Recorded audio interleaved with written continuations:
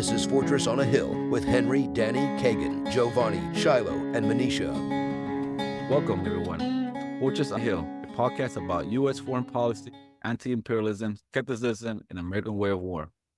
I'm Giovanni. Thank you for joining us today. It's been 296 days since the beginning of the slaughter on live stream in Palestine. Millions of people around the globe have mobilized calling for an end to the bloodshed, and in Western countries in particular, for the government to stop supporting the Israeli death machine. This 77 plus years of Palestinian-Israeli conflict is perhaps the most well-known conflict to a majority of people around the world, thanks to a massive grassroots education campaign that took decades to develop. Activists have taken many forms of action to educate the public on the plight of the Palestinians, from writing articles to writing books, holding community panel discussions, to marching in the streets, from art making to film screening to filmmaking. One of those people is my guest today, filmmaker and journalist Lia Tarachansky. Lia is an Israeli-Canadian journalist and filmmaker born in Soviet Ukraine. Her video journalism covered American politics, the Middle East, and Canadian Indigenous relations. She has made several short, experimental, and feature-length films that range in style from investigative to experimental for the BBC World, The Guardian, Telesur, and narrative productions. Her film won awards and toured globally.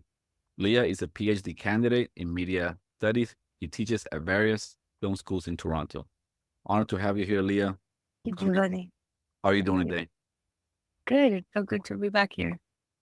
Lia, tell us a bit about yourself, about where you were born, how you got to Israel, how you get to Canada, and what got you into journalism and filmmaking.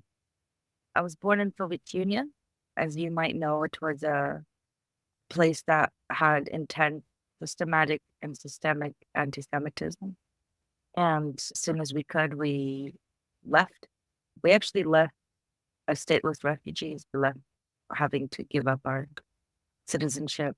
It was a very traumatic experience for my mom. And we found refuge in Israel, like the vast majority of Israelis. We came out of necessity. My mom was also very much a believer in the project of the Jewish state until we got there and got to see what it actually looks like. What we discovered is that the state of the Jews was actually quite discriminatory to a lot of people, including to new immigrants, even if they are Jew. That, I think, was a very big shocker for my mom. She never lost her Russian accent, so she never fully was able to integrate in any way. And after a decade, she decided it's time to give up on this project. She found a job in Canada and brought us here. As soon as I could, I went back. I missed it very much, and I spent half my adult life in Israel, Palestine, working as a journalist and as a filmmaker. But what got me into it in the first place was actually Canada. I became very politicized in my undergrad, in my university. And I started doing a lot of solidarity work with Indigenous people here. At the time that I was in my final year of university, there was a big known land blockade by the Six Nations on the Six Nations Reserve, which is part of the Haudenosaunee Confederacy, which is like everyone I knew was sending support and medical supplies and showing up, helping with the blockade and documenting police abuses. And unfortunately, the blockade didn't succeed to prevent provincial government was trying to do, including building a giant garbage dump on the land of the reserve. And that was shocking. At that point, I think I had grown up in the Second Intifada, so I was very keenly aware of political violence. But to see Indigenous people in Canada, after everything they've been through, and there's no dispute. It's not like Israel-Palestine where we say this and they say that. Everyone knows Indigenous people in Canada have been at the receiving end of centuries of unbearable violence. And still, the government was treating them with contempt and exploiting them and their land. And the more Indigenous solidarity things I went to, whether it was Mohawks at Tyinenega or Algonquids at Barrier Lake, the more I noticed that there was no media there. Media was just not interested. This was 2006, 7, 8, 9. The Truth and Reconciliation Commission wouldn't start for another decade. And the media just didn't think that people cared and didn't send journalists and didn't support those indigenous people, didn't do investigations about logging companies that were stealing land, quarry companies that were mining the soil. They just didn't care. And I found that shocking. So I started photographing, filming, writing myself at first from the activist perspective, from the solidarity perspective. And eventually I learned enough about journalism to get a job in journalism, and the rest is history. Yeah, I learned about you through your journalism. That's why I first learned about you through the Real News Network. You used to do a lot of coverage and correspondence from the Middle East back then. Then you were promoting your film on the side of the road. I remember seeing that, and you were interviewed, I want to say by Paul J, if I'm not mistaken, about that film. So I went to the film, saw the film, talked to several people here in Texas of the Palestinian Solidarity Group, and we decided to host you. So that's why I got in contact with you, and you're really quick. I remember sending you the emails, or was it email, or I forgot how I got in contact with you. I think it was, Lia, I am so-and-so from Texas. I just watched your film and want to screen it here. How can we get you here? And you said, how fast can you bring me here? And then we made it happen. And then we communicated with other Palestinian solidarity groups in Dallas and Austin, and we made a Texas tour out of it. So we brought you in. You were here with us for about a week or so, of that nature, right? And I hope we treated you well here, and bring you back. Definitely. Texas part of that film tour was unforgettable. For sure. Yeah, how was your nap? Was it your first time interacting with Americans on this topic, right? I covered Obama's first election. I was in DC in our studio in 2008 when Obama was first rising to power. My grandparents lived in New York, so I had a bunch of interactions with Americans in general, but not about Palestine. No, you think Americans are conservative on Palestine, you should try Canadians. Oh, really? Oh my goodness, it's so hard to. Canadians have this. Nice neighbor. Yeah, Canadians have this, what you might in America call Midwestern attitude, that things don't have to be political. Let's not stir the pot. Don't talk about controversial things. And as a result of that kind of attitude, you can excuse genocide, you can excuse indigenous land theft. Just impossible to talk to Canadians about Israel and Palestine because they just immediately shut down. When it comes to government, people whose job it is to create foreign policy, sell weapons, to allow arms deals. Canada is deeply involved in the Israeli-Canadian arms trade, of course, which is in the billions and billions. They don't want to hear it. In their perspective, Israel is under attack and Israel is an ally and Israel needs Canadian support. Of course, they don't sell weapons to the Palestinians. Palestinians are perceived as like these barely capable of governing themselves children that need this patronizing support in the form of charity and training, but God forbid, actual support. They've taken a hard line and shielding any criticism to Israel right now. I'm not really if they made any laws. I know Germany has made laws condemning activism against activists, and their anti-Semitic laws that they put in. They got jail time and fines and everything like that. But I'm not aware if Canada has taken this route. Oh, yeah. The Canadian government has been low-key prosecuting and persecuting Palestine solidarity activists intensely this year and has for decades.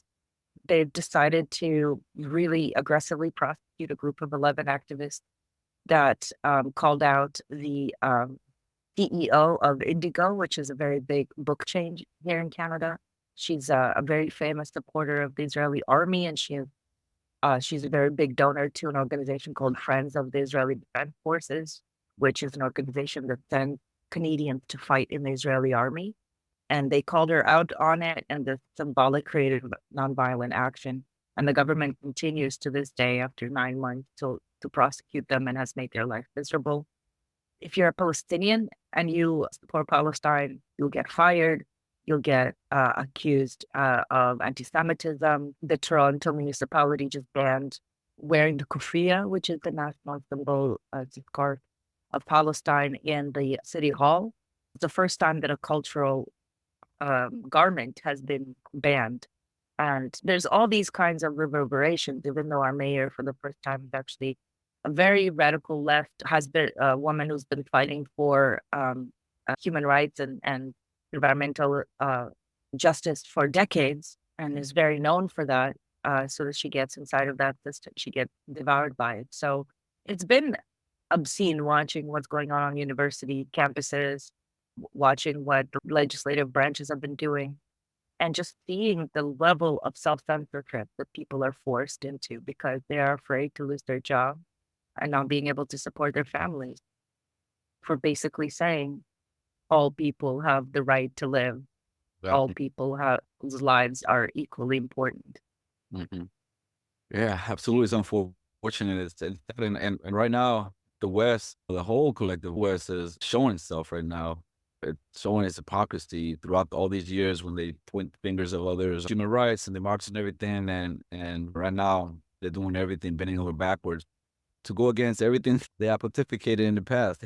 And it's I don't even know if you know this, but it's landing on deaf ears. The Israeli public is completely embroiled in this narrative that everyone in the West is against them, that all the countries are supporting the terrorists, that there's anti-Semitic persecution everywhere. The Jews are just afraid to go on the street outside of Israel, that it's so terrible.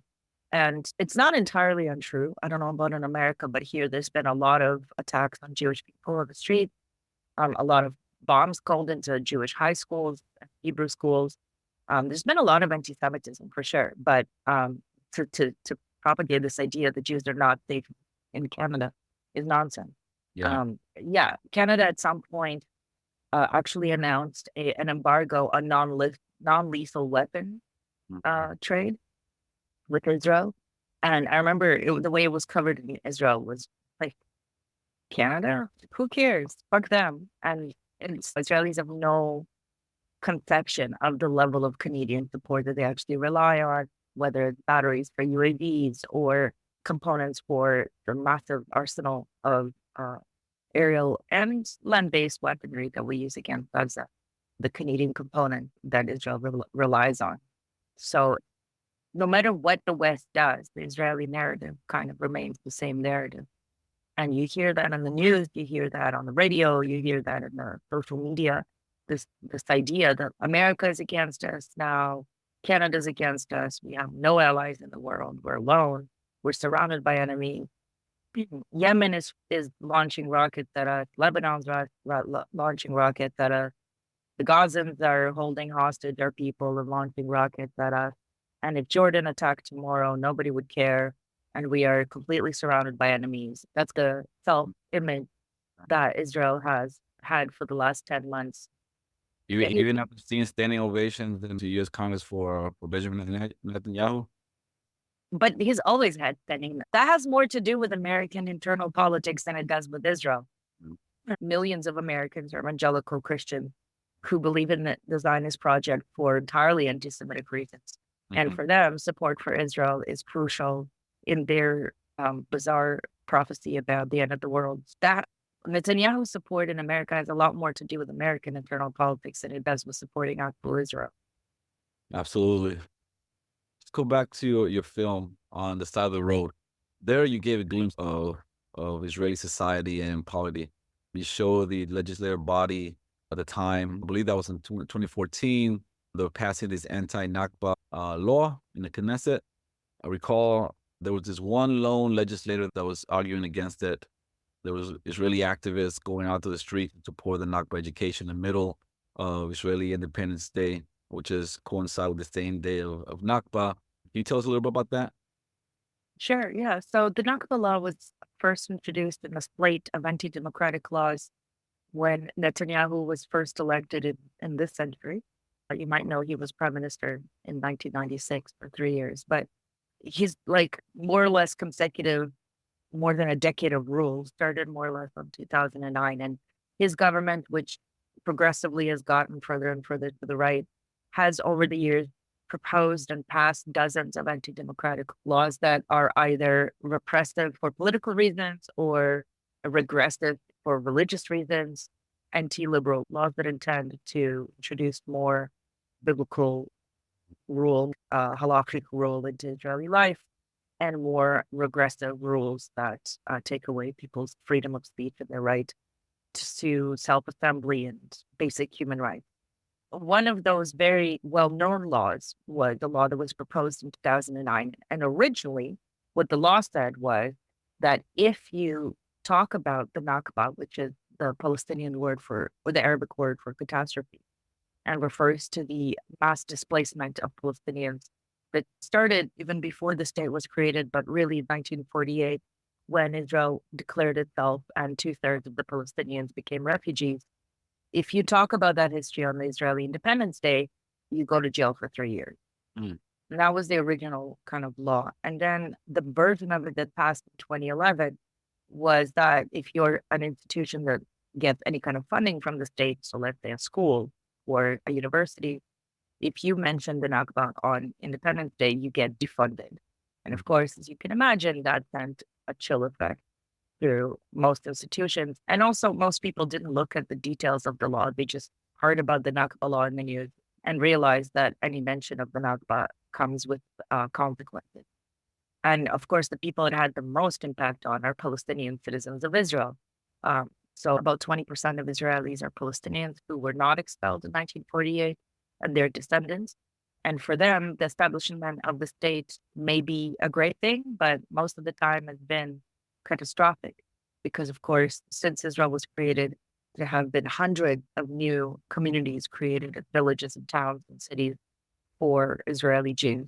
And there have been zero Mhm. new cities or towns or villages created for Palestinians. So wherever they lived until 1948, that's the territory they're allowed to live on today, even though now there's 4 generations later. So there's immense density in Palestinian towns and villages. There's immense underfunding in all sectors of society. And of course, constant political repression. For many years, if you wanted to be a high school teacher or even an elementary school teacher, if you were Palestinian, you had to go through many years of interrogation by the Israeli version of the FBI. Mm. So every kind of second-class citizenship experience you can think of, we have dozens of laws that explicitly discriminate against non-Jews in Israel because unlike other Western countries, Israel is not a democracy in the sense of one person, one vote. In Israel, Israel is an ethnocracy. In Israel, there's one class of citizenship for Jewish people and a different class of citizenship for non-Jewish people, and then a completely different class of citizenship for people who live there who are not citizens, like the residents of East Jerusalem. And so in that reality, a law like the Nakba law, part of a whole slate of laws that have since passed in one version or another that claws back any progress that has been made by democratic movement towards freedom of speech, it's had a devastating effect. And that in the film. The film starts and starts and ends on Independence Day 1 year apart. And during that year, the law passes, and the level of vitriol that you can see in the Israeli public just that 1 year, the rise of that kind of aggressive street level nationalism that was not really necessary until recently because the state was doing all of the expulsion and all of the xenophobia. And now we're seeing so much polarization, intense nationalism, and of course also the rise of left movements and Palestinian civil society continuing to demand its rights. And in the last year and a half, we've seen the biggest protest movement in the country's history. And all of those things are a reaction. The Nakba law was this one point in this entire context, this whole arc of the rise of fascistic movements and the rise of fascistic thinking under the leadership of Benjamin Netanyahu. Yeah, absolutely. It sounds awful lot like Jim Crow laws here in the United States in the South. And I recall listening to a person you were interviewing in the movie and the film that was talking about the different legislation that prohibits interactions between Jews and Palestinians and whatnot, and penalties that are involved with it. So yeah, it sounds very reminiscent to the South here in the United States. The anti-miscegenation laws didn't pass. So a Palestinian and a Jew, or a Muslim and a Jew, or a Palestinian and Israeli can have relationships. But not many, obviously. The ones that are there under constant attack, because in Israel, you cannot legally marry someone outside of your religion. Mm. So you have to go elsewhere, get married, and come back. And then that kind of 2-class, 3-class citizenship life manifests itself in everything. Let's say one of you dies, your ability to inherit your partner's pension, their land, whatever, it becomes incredibly complicated. Everything is working against you if you do decide to do that. And also, there was a very politicized and very covered case of a man who picked up a woman in a bar, took her home. They had consensual intercourse. And only after she found out that he was Palestinian, she went to the police and accused him of rape. Mm. And her claim was that if she had known that he wasn't Jewish, she would have never agreed to sex. Or he was charged. It was very messy. Mm. And of course, if it was the other way around, the police would never even shown up. Right. It penetrates into every level of official and unofficial life. During Jim Crow and after, racism in America enters every aspect of American life. At least that's how it looks from the outside. Even now in the post-Jim Crow era. Yes, absolutely. Yeah, the redlining and housing and all that. Did you watch the film Islamization? We're talking about that. Yeah. It was a film that came out recently. It's called Zionism. You mean Israelism? Israelism, yes. Of course, I Israelism. know we're talking about it. What'd you think about the film? Yeah, it's Israel. title. Islam is a film. It's a documentary about how Jewish kids grow up in America and how Israel is an integral part of their Jewish identity. Israel is drilled into them in the form of an idea, starting with kindergarten. And they are encouraged to go to Israel. They're encouraged to join the Israeli army. And in the film, you meet a couple of Jewish Americans, and they talk about what it was learning to color with the colors of the Israeli flag, learning to count with Hebrew, and just the way that Israel is drilled into every aspect of Jewish life in America. Obviously, I did not grow up in America. I grew up in Israel. As an Israeli watching this film, it was very creepy. We are very aware in Israel that North American Jews use Israel as a kind of stand-in for whatever their fears are, that Israel is a fantasy for a lot of people. Israel is an idea for a lot of people. And it's not unique to Jewish North Americans, Palestinian North Americans, but also average people don't imagine a country when they think about Israel. They don't think about people paying taxes and what the healthcare system is like and what the topography is like. They think about political ideas. The Jewish North Americans, they grow up, they cook their children in the soup of intense obsession. And it's really creepy when you watch it, when you're an Israeli, because it's like you feel used. You feel like you're a woman stepping into one of those alpha male clubs where you're just like an idea of a person. You're not a real person. And Israel is many things, but it's a country first and foremost. It's a difficult country to live in, even if you are Jewish, even if you are of European descent, which is not even the majority in Israel. Most Israelis did not come in those first Zionist waves of pioneers who had colonial ideas. The vast majority of Israelis came from the Middle East, North Africa, Eastern Europe in the 90s when the Soviet Union collapsed. People who came out of economic or political necessity.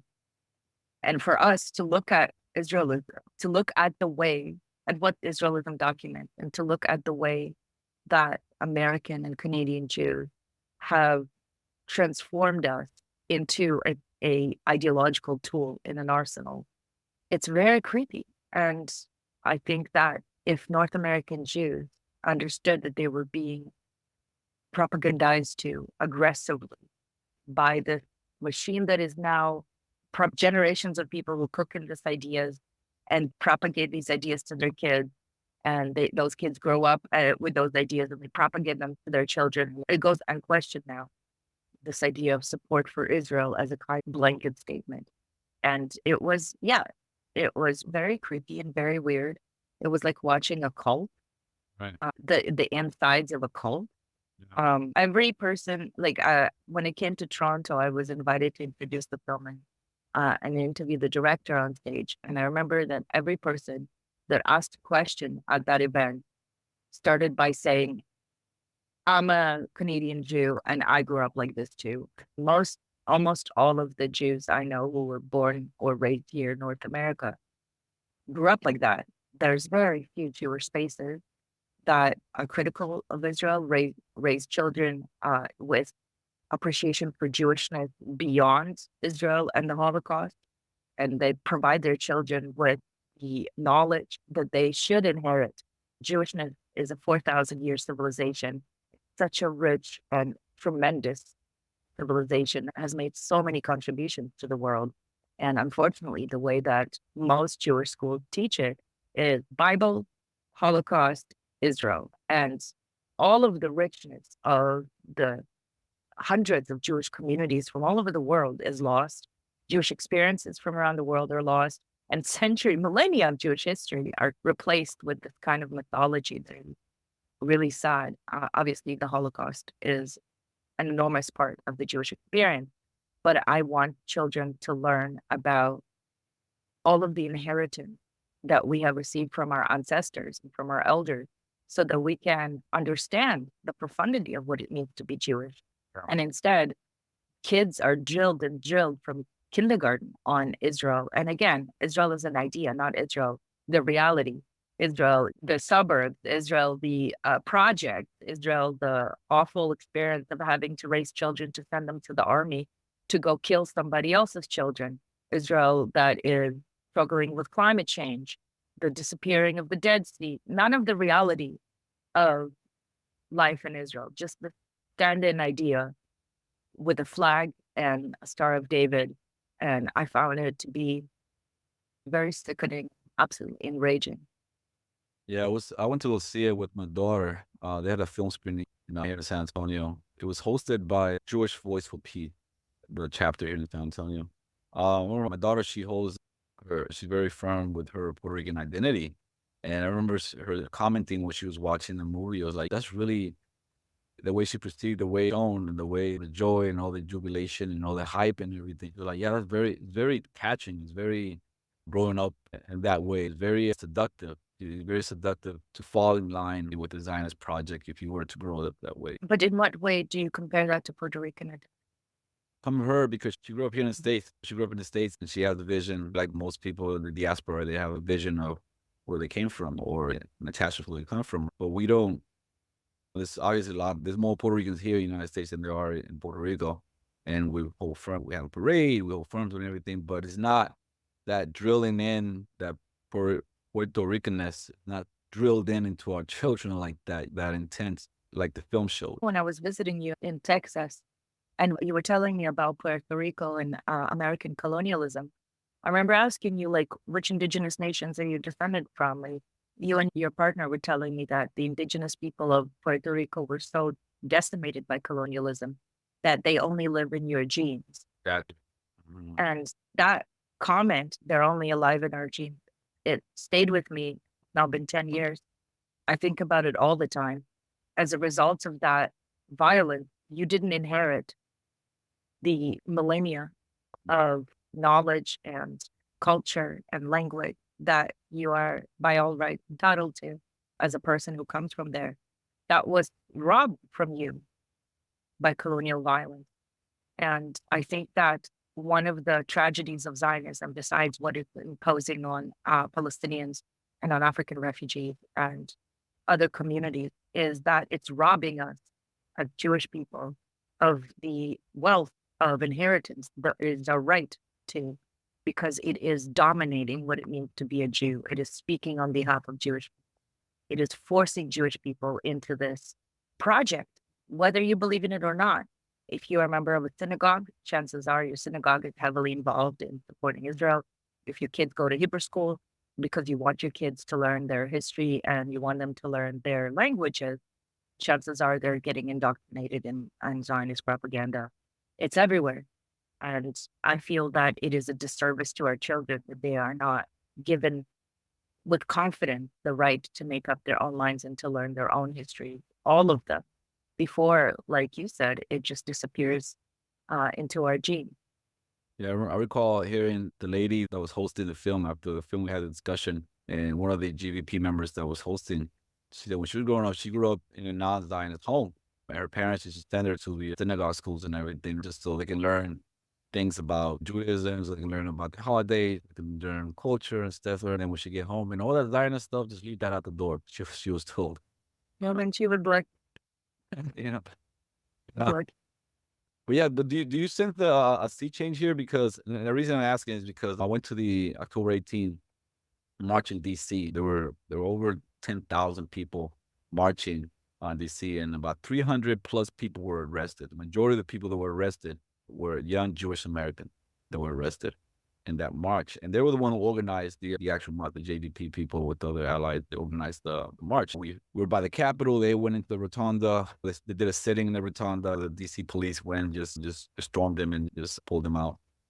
Recently, going back to the Netanyahu visit here, March 3, there was also a big, huge protest outside DC. They blocked streets. There were people chaining themselves, etc. Right? And again, people who organized these protests were young Jewish American Jews, mostly members from the JVP chapters and whatnot. They did a call in, and just people started flooding in the area.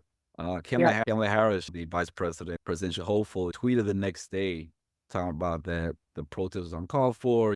There's no place in America for anti-Semitism, right? Referring to the protesters and stuff, right? yeah. Fine. I mean, But you know, so I mean, but are this you is what seeing? I'm saying. Zionism didn't just colonize Jewish history and Jewishness, and it's also colonizing anti-Semitism Yeah, to the point where, like, when real anti-Semitism happened, we don't know what's actually going on because any criticism of the state of Israel and its government is shoved under this umbrella of anti-Semitism. And it's incredibly dangerous because, of course, most people now don't actually care and don't believe when anti-Semitism happened. I remember when there was a very large high school in Toronto that got bombed threat weeks after October 7th. You can imagine how traumatizing it is to have a high school of children running for their lives, thinking that they're about to die. Well, you're an American, you know all about that. But in Canada, we don't have these mass killings of children. So it was a very traumatic experience for people.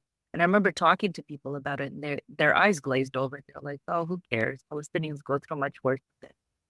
And that kind of thinking, that kind of oppression Olympics, I think is what got us into this mess. The idea that because you suffer, therefore it's okay to do whatever to whoever, that because Palestinian people have suffered for generations, that it's okay to do an October 7th and kill more than 1,000 civilians in that way.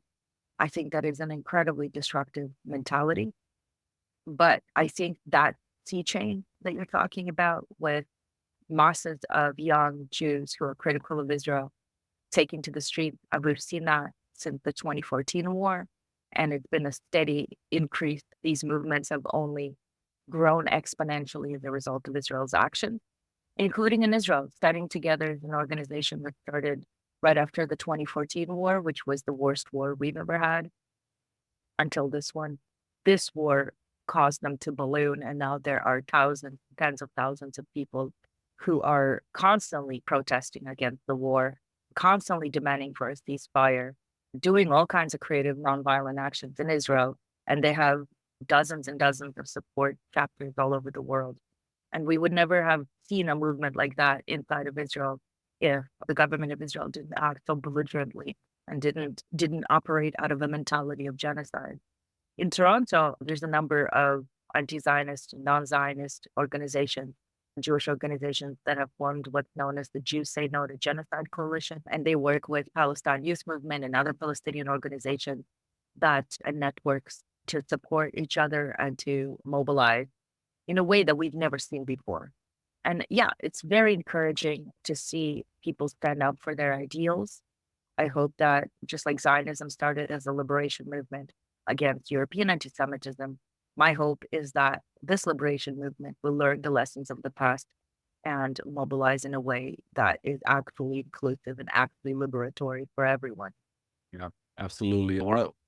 Interesting. You said one of the people on the panel also said that there's this tendency amongst people that are learning about the conflict, average people learning about the conflict. There's this tendency among them to pay more attention to what's happening in Palestine if it's coming from a Jewish person than if it's coming from a Palestinian person. What she said is that we need to listen to the Palestinian voices. Sure, I agree. The way I see it is that it's a story that we've heard our entire lives.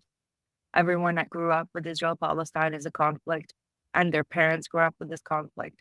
And I think that the reason people pay attention to Jewish activists is because it's a different thing. It's something that you don't expect. It's a person who's involved in the oppressor class that is standing up for the oppressed. When Jewish people were involved in the civil rights movement, nobody was listening to them. So I don't think that it's something unique to the fact that they're Jews. I think that it's just the fact that they are saying not in my name, which is a rare thing. It's not a rare thing for Palestinians to say, stop killing us. But when someone who is implicated in the political violence that kills Palestinians says, stop killing people in my name, it's interesting. I think that's where that comes from. I do think it's the responsibility of critical Jews to use whatever platforms they have to make sure Palestinians have a voice, because they don't usually have a platform. They're usually silent. So if we do have platforms, use them in order to empower Palestinian voices. That's a no-brainer.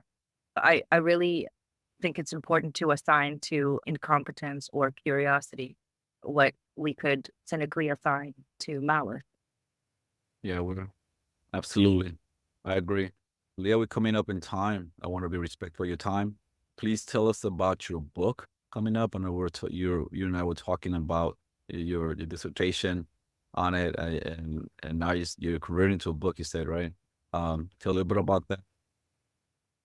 Yeah, I'm not writing a book, but thank you for that encouragement. I actually wrote a film, but Oh, yeah, I'm finishing up a dissertation. I wanted to look at how other kinds of media, because I've been working on documentary my whole life. I wanted to look at how other kinds of media, whether they can be used for decolonization in Israel and Palestine. And specifically, I wanted to look at locative media, so media that you have to be somewhere specific to experience. So I picked augmented reality, which is a technology that uses the real, like any digital interaction with the real world, like Snapchat filters, for example, augmented reality, or the Pokemon game. So what we did with a group of Israeli activists is we created a decolonial tour of the Tel Aviv beach promenade, which used to be a village called Manshir. And it's a Palestinian village that was razed to the ground. This giant, beautiful park was built in its place. And we did was through the use of augmented reality, when you take a photo of that place, the village comes up. I wanted to see whether actually seeing Palestinian spaces and places in the location where you're standing, whether that would do anything to your consciousness and to your awareness of just the level of colonial violence that exists. Israeli inability to see oneself as part of a colonial project, and the inability to see Palestinians as part of the history of this place. And that's what I wanted to question. That's what I wanted to undermine. So I'm just finishing up an academic dissertation about that. I've been trying different things as a media creator for the last 20 years to get Israelis to see, to hear, to understand. And once this is over, I'll try maybe something else. Absolutely. Leah, how do you see this conflict ending, and what's your hope for the future? How do you see American racism ending? Touche, right? I think that's a good place to wrap up today. Leah, thank you so much for coming to the show today and sharing your time, your thoughts, and experience with us. It was lovely having you here today. Please come again sometime. Any last comments before we depart? Yeah, I just wanted to say thank you for having me. I think that you are totally right that Israel and Palestine is the civil rights issue of our time. Obviously, there's a lot of places where things are much worse than Gaza. There's a lot of places where violence has gone on for a lot longer, and where the systems of ideological violence have been a lot more destructive. But this is being done literally in our names, with our support, with our taxes, and it is being manipulated for our benefit, supposedly for our benefit. And I think that as a result of that, we are all implicated in it, whether we're Jewish or not, Palestinian or not, are, whether you like it or not, a part of this conflict.